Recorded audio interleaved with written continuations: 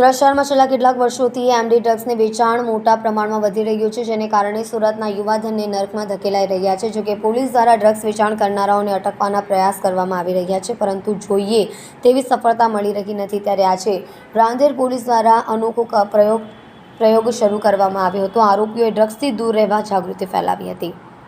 Rander police સ્ટેશનના PI Atul સોનારાએ જણાવ્યું હતું કે રાંદેર વિસ્તારની અંદર જેટલા પણ ડ્રગ્સ કેસમાં આરોપી ઝડપાયા છે, અત્યાર સુધીમાં તે પૈકીના કેટલાક આરોપીઓ એકત્રિત કરવામાં આવ્યા હતા. તેમજ જે પેડલરોનું વેચાણ કરતા હતા તેને પણ ઇસ્લામિયા જમખાના ખાતે બોલાવ્યા હતા. સ્વૈચ્છિક સંસ્થા આરોપીઓના પેડલરોના પરિવારોને પણ બોલાવવામાં આવ્યા હતા અને ડ્રગ્સના સેવનથી કેટલું નુકસાન થાય છે તે અંગે જાણ કરવામાં આવી હતી.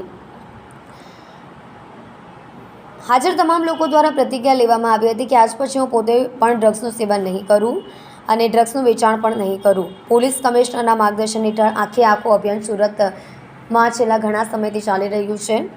એને વધુ વેગ બનાવવાના પ્રયાસ રૂપે આ કાર્યક્રમનું આયોજન કરવામાં આવ્યું હતું. ઉલ્લેખનીય છે કે સુરતમાં હવે યુવાધન ડ્રગ્સના રવાડે ચડી રહ્યું છે. શહેરમાં સૌથી વધુ રાંદેર વિસ્તારની અંદર ડ્રગ્સનું વેચાણ માનવામાં આવે છે. અહીં ખૂબ મોટા પ્રમાણમાં પેડલરો પણ સક્રિય છે. પેડલરોની મદદથી સમગ્ર શહેરભરમાં ડ્રગ્સ પહોંચાડી રહ્યા છે, જેવા અનેક કિસ્સાઓ પણ સામે આવી ચૂક્યા છે.